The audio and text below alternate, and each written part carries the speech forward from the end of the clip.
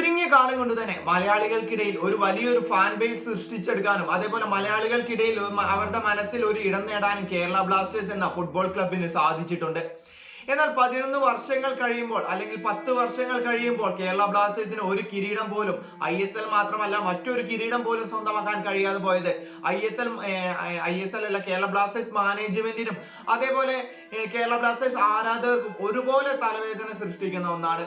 പലവട്ടം കേരള ബ്ലാസ്റ്റേഴ്സ് ISLന്റെ ഫൈനലിൽ എത്തിയെങ്കിലും കിരീടം നേടാൻ കഴിയാതെ പോയി. മാറി മാറി വന്ന മാനേജർമാർക്കാണെങ്കിലും അതേപോലെ താരങ്ങൾക്കാണെങ്കിലും അതിന് സാധിച്ചില്ല. കഴിഞ്ഞ സീസണിലെ ഒടുവിലായി ഇവാൻ വുക്കോവിനോവിച്ചിനെ പുറത്താക്കുകയും അതേപോലെ ആ സ്ഥാനത്തേക്ക് മിഗാൽ സ്റ്റാറയെ കൊണ്ടുവരികയും ചെയ്യാണ്. എന്നാൽ മിഗാൽ സ്റ്റാറെ ഈ സീസണിന്റെ ഒരു പകുതിയോളം കഴിയുമ്പോഴേക്കും മിഗാൽ സ്റ്റാറയും പുറത്താക്കുകയാണ്.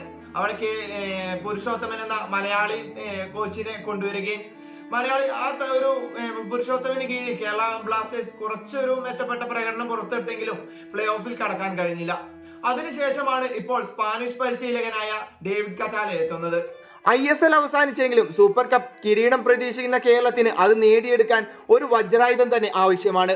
അങ്ങനെയാണ് കേരളം പുതിയ സ്പാനിഷ് കോച്ചായ ഡേവിഡ് കറ്റാലയിലെത്തുന്നത്. കേരളത്തിലെത്തിയ കറ്റാല എന്തായാലും രണ്ടും കൽപ്പിച്ചു തന്നെയാണ് ഇറങ്ങുന്നത്. ഈ സീസണിൽ കേരളത്തിന്റെ പ്രധാന പ്രശ്നം പ്രതിരോധവും ആക്രമണത്തിൽ ഗോൾ നേടാൻ കഴിയാതെ പോകുന്നതുമായിരുന്നു. എന്നാൽ അതെല്ലാം കറ്റാല പരിഹരിക്കാൻ ഇറങ്ങി തിരിച്ചിരിക്കുകയാണ്. തന്റെ നയങ്ങൾ കടുപ്പിക്കുന്ന കറ്റാല ബ്ലാസ്റ്റേഴ്സിന്റെ പ്രധാന പ്രശ്നം തുറന്നു പറയുകയും ചെയ്തു. പല മേഖലയിലും മെച്ചപ്പെടണം. ഗോളുകൾ നേടുക മാത്രമല്ല കുറച്ച് ഗോളുകൾ വഴങ്ങുക എന്നതും പ്രധാനമാണ്. ഒരു ടീം ജയിക്കുമ്പോൾ ആരാധകർ സന്തോഷിക്കുകയും ജയിക്കാതെ വരുമ്പോൾ നിരാശരാവുകയും ചെയ്യും. കഠിനാധ്വാനം, പരിശ്രമം, തീവ്രമായ ആഗ്രഹം, സമ്മർദ്ദം കൈകാര്യം ചെയ്യാൻ ഇതേ വഴിയുള്ളൂ, കറ്റാല പറഞ്ഞു. കേരളത്തിന്റെ പ്രതിരോധത്തിന്റെ പിഴവുകളെ കുറിച്ചും കോച്ച് പറഞ്ഞത് ഇങ്ങനെ: പ്രതിരോധ പിഴവുകൾ ഡിഫൻസിനെ മാത്രം കുറ്റപ്പെടുത്താൻ കഴിയില്ല, അത് ടീമിന്റെ മൊത്തം വീഴ്ചയാണ്.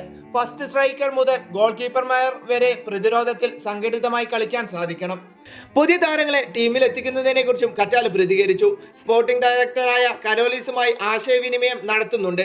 ഓരോ പൊസിഷനിലേക്കും ഏത് കളിക്കാരൻ വന്നാൽ നന്നായിരിക്കുമെന്നാണ് ആലോചിക്കുന്നത്. അഭിപ്രായങ്ങളെല്ലാം പരിശോധിച്ച ശേഷം സ്പോർട്ടിംഗ് ഡയറക്ടറാണ് തീരുമാനമെടുക്കുകയെന്ന് കറ്റാല പറഞ്ഞു. എന്തായാലും ബ്ലാസ്റ്റേഴ്സും മാറ്റങ്ങൾക്ക് തയ്യാറെടുക്കുകയാണ്. ലൂണെ അടക്കമുള്ള താരങ്ങളുടെ കേരളത്തിലെ ഭാവി എന്താവുമെന്നറിയില്ല. ക്ലബിന് 100% നൽകാൻ കഴിയാത്തവർ പുറത്താകുമെന്നാണ് കറ്റാല പറയുന്നത്. കേരളം വലിയ അഴിച്ചുപണികൾ നടത്തി വലിയൊരു തിരിച്ചുവരവ് തന്നെയാണ് ആരാധകരും പ്രതീക്ഷിക്കുന്നത്.